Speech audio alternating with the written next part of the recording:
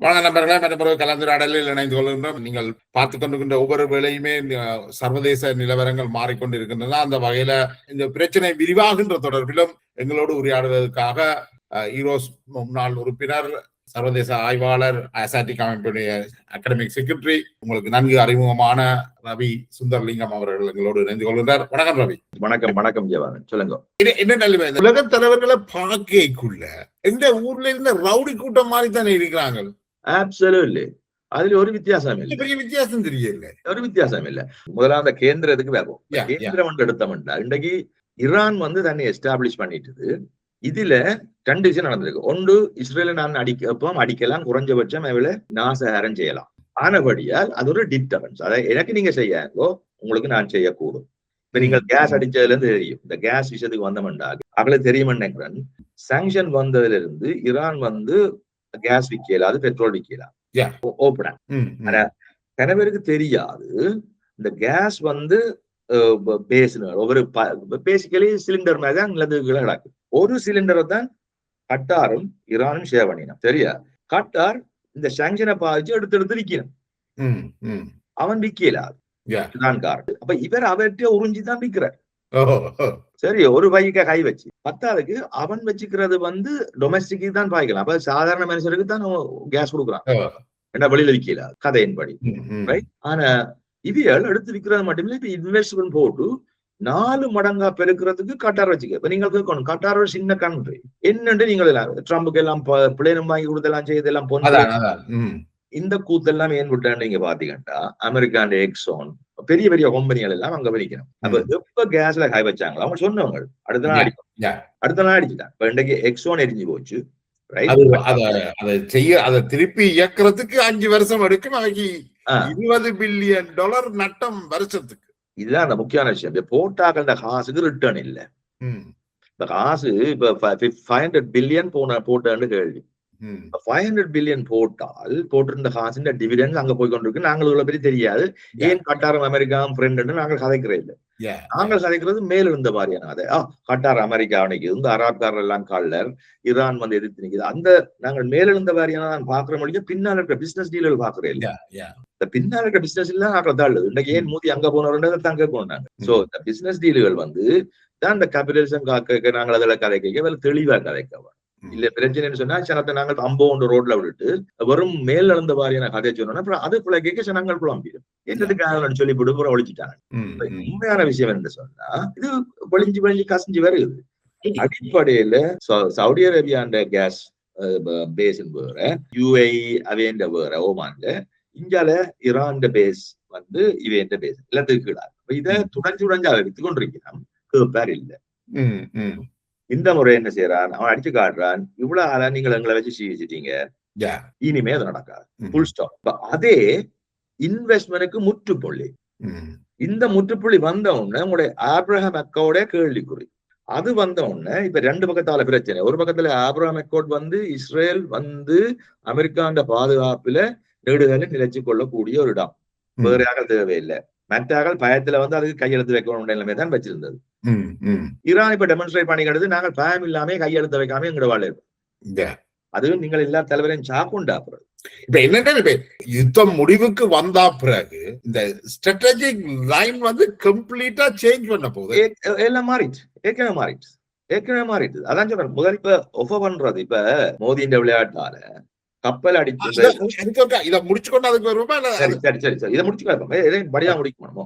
அப்ப ஸ்ட்ராட்டஜியை பொறுத்த வரைக்கும் ஈரான் கடைசியாக ஏவின டிகோகாசியாவுக்கு ஏவின ஏவுகணை இருக்குதான், அது ஈரான் ஒபிஷியலா அதை மறுக்குது, தாங்கள் ஏவையிலே என்று. இது ஈரான் ஏவி அதை மறுக்கிறார்களா, அல்லது இந்த வெஸ்ட் வந்து ஈரானை நெருக்கடிக்கு உள்ளாக்குறதுக்காக இப்படி ஒன்று ஈரான் செய்துட்டுது என்று சொல்ல பாக்கினமா?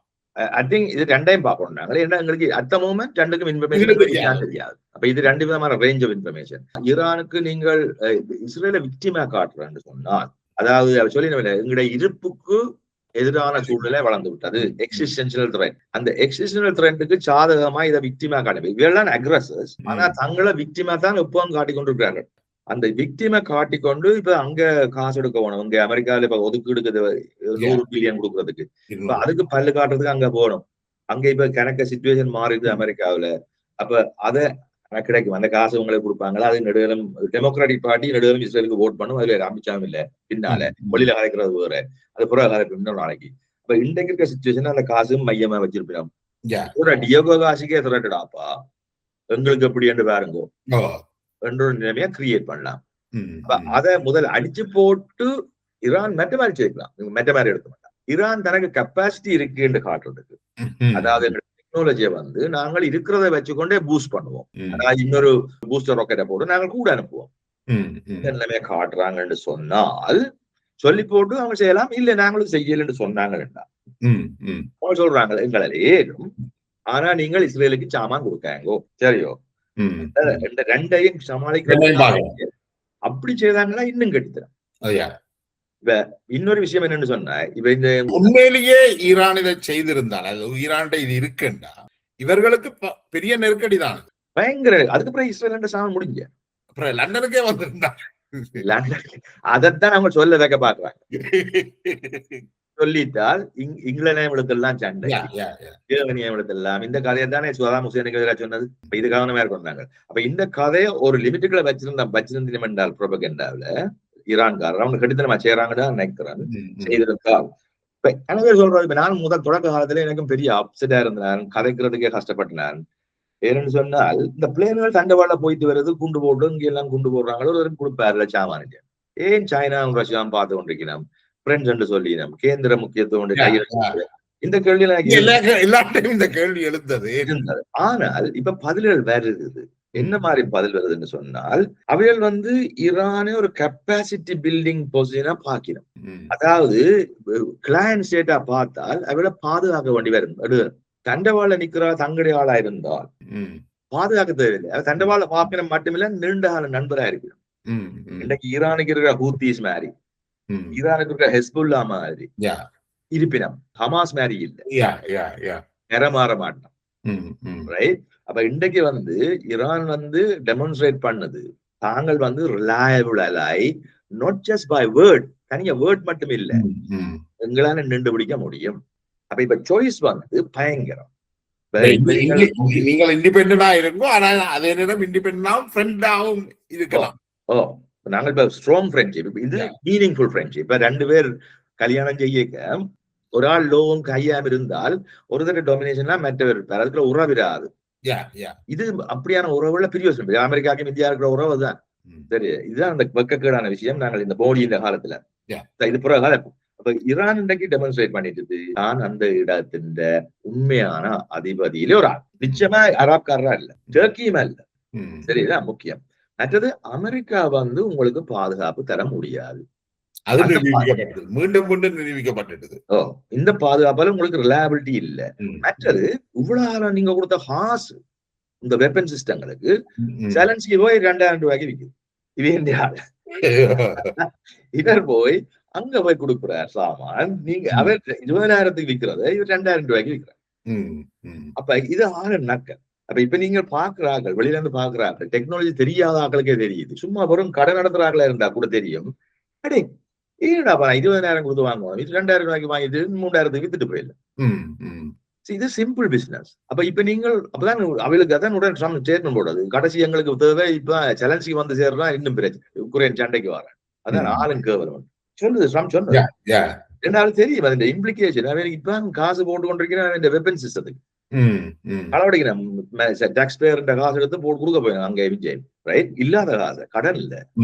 இப்ப டெக்னாலஜி இப்ப இந்த கேந்திர முக்கியம் எடுத்தோம்டா அமெரிக்கா நிலைமை ப்ரூவ் பண்ணியாச்சு, இஸ்ரேல் நிலைமை இனி இல்ல டேஞ்சரஸ் சிச்சுவேஷன் கொண்டு விட்டாச்சு. அப்ப இஸ்ரேல் அழுகுறதுல ஒரு காரணம் இருக்கு. அவதான் துடக்கினது வேற, சரி, அவையெல்லாம் க்ளோஸ் பண்ணது தங்கட நிலைமை கண்டதும் வேற. ஆனால் அவையோட எக்ஸிஸ்டன்ஸ் முந்தி மாதிரி தங்கட தம்பிராது இல்ல இல்ல, முடிஞ்சு, அது முடிஞ்சு. இதுக்கு பிறகுதான் அப்ப இதுதான் உண்மையான கேந்திர நிலைமை. அப்ப இந்த கேந்திரத்தின் எட்ட தூரம் எவ்வளவு போகும்னு நீங்க கேளுங்க. பாகிஸ்தானை மீறி போவோம்னு நான் சொல்றேன், பாகிஸ்தானை மீறி போவோம் அந்த கேந்திர தளம். ஏன்னு சொன்னால் அந்த காரணம் வந்து இந்தியாவுடைய பிள்ளையான விஷயம், இந்தியா பிரச்சனை. இப்ப மத்திய கிழக்குல இருக்கிறார்கள் இப்ப பாகிஸ்தானுடைய துணைக்கு போவாங்க நியூக்ளியர் அம்பர்லாக்கு. ஏற்கனவே சவுதி அரேபியா சைன் பண்ணி வச்சிருக்கு பாகிஸ்தானோட நியூக்ளியர் அம்பர்லா. இதுவரை காலம் அதே எனாக்ட் பண்ணல, அமெரிக்கா புஷ் பண்ணி கொண்டது போவாங்க. இனி முஸ்லீம் கண்ட்ரிகளுக்கு நியூக்ளியர் பாதுகாப்பு வேணும் என்றால் ஈரானுக்கு நீங்க தேவையில்லை, அது ரெண்டு வேலை செய்யும். மிச்ச சுன்னிகளுக்கு என்ன தேவைன்னு சொன்னா இது ரெண்டு பாகிஸ்தானுக்கு. அப்ப பாகிஸ்தானுக்கும் மத்திய கிழக்குகளுக்கும் இருக்கிற உறவுகள் பலம் அடைகிறதுக்கு கூடிய சான்ஸ். இந்தியா என்னத்தை கல்டிவேட் பண்ண வலிக்கிட்டுதோ அதுக்கு எதிராக போகுது. அந்த விதத்துல நான் கேந்திரம் என்று காய்ச்சா. நன்றி.